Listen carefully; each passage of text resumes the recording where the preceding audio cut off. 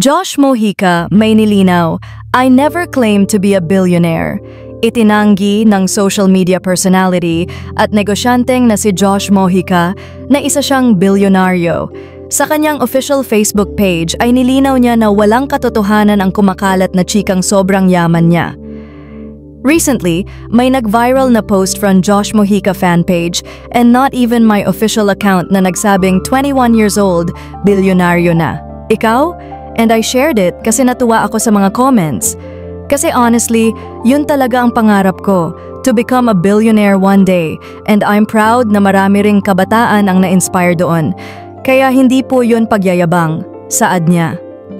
Ngunit pagpapatuloy no Josh, ang naturang post ay naging big deal dahil isang mas kilalang personalidad ang nakakita nito at naniwala na bilyonaryo na siya.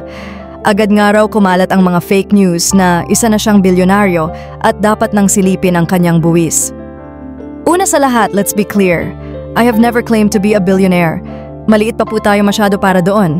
Pangalawa, I have always been diligent and compliant in running my business because everything I do is legal, transparent, and focused on growth. Lahad ni Josh.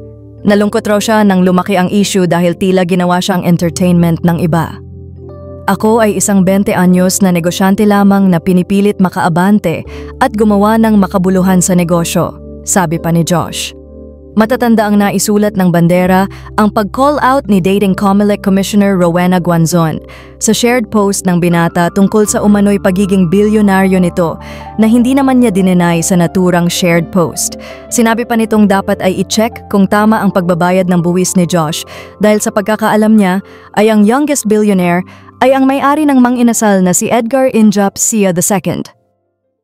Salamat sa iyong panonood at kung bago ka pa lang sa aming channel, huwag kalimutang mag-subscribe at pindutin ang bell icon para ma-notify ka kung may bago kaming upload.